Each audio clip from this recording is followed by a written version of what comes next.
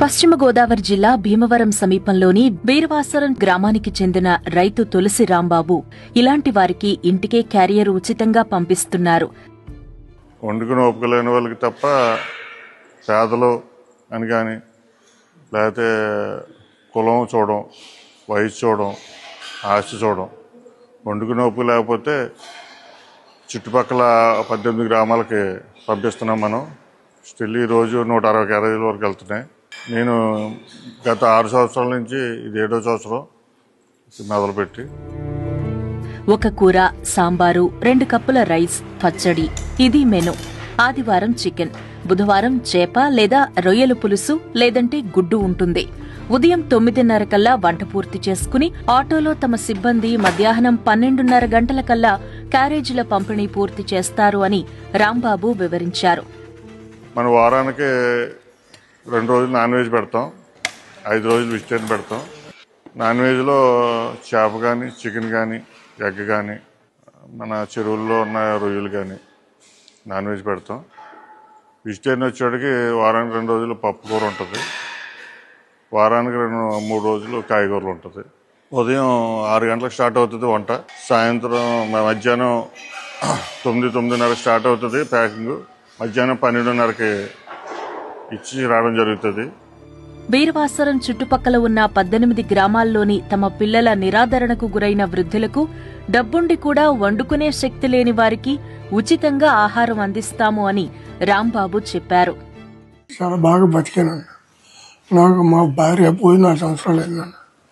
ఒక కుర్రోడు పరారులో ఉన్నాడండి, ఒక కుర్రోడు దూరంగా ఉంటున్నాడండి. ఇంటికాడ ఎవరు లేరండి. ఏదో అతను కొంత రాంబాబు ఆయన ఇంకో క్యారేజ్ పంపుతున్నాడు. అదే 2 పూటలు చేసుకుని కాల్చేపం చేసుకుని. క్యారేజ్ 7 నెలల నుంచి వస్తుంది. చాలా బాగుంటుందండి, చాలా బాగుంటుంది. మొత్తం పూర్తిగా చేస్తున్నాం, సరిపోతుంది, 2 పూటలు సరిపోతుంది.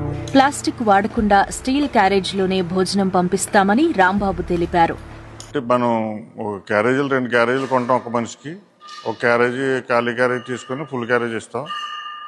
అంటే ప్లాస్టిక్ రహితంగా, ప్లాస్టిక్ ఏం వాడకుండా పెట్టాలని ఆలోచన. మనం పెట్టి ఫుడ్ వాళ్ళకి ఎక్స్ట్రా మనకి అలా ఎనర్జీ ఇవ్వాలి తప్ప మనం చేసేది మనకి వాళ్ళకి హెల్త్ పరంగా ప్రాబ్లం రాకూడదని అరుగుదలకు కరెక్ట్గా ఉండి ఫుడ్ రెడీ చేస్తాం. తన సొంత డబ్బులతోనే ఇలా చేస్తున్నాను అని ఆయన వివరించారు. మనకున్న దాంట్లో చేయాలన్న ఆలోచన మీద తప్ప మనకు డొనేషన్లు తీసుకుంటే ఇది బిజినెస్ అవుతుంది. డొనేషన్లు తీసుకుని చేస్తే నేను ఖర్చు పెట్టే దానికంటే డబుల్ వస్తుంది నాకు డొనేషన్లు తీసుకుంటే. అలా ఇస్తానని ఆఫర్లు పెట్టిన వాళ్ళు చాలామంది ఉన్నారు. కానీ ఇప్పుడు కూడా మనం డొనేషన్ జోలికి వెళ్ళలేదు, తీసుకోకుండా చేయాలనే ఆలోచనే. ఎక్స్ట్రా గ్రామాల్లో పెంచే ఆలోచన అయితే లేదు. ఇంచేతంటే చుట్టుపక్కల గ్రామాలకి నా చుట్టుపక్కల గ్రామాలకి నేను సర్వీస్ చేయగలను తప్ప ఉన్న దూరాల వరకు మనం చేయలేము. అది ఆ బాధ్యత కూడా మనం నెరవేర్చలేము. మనం అన్యాయం చేసిన వాళ్ళు అవుతాం. మనం చేయాలంటే మన స్తోమత కూడా సరిపోవాలి కాబట్టి మనం ఇంతవరకు చేయగలుగుతున్నాం.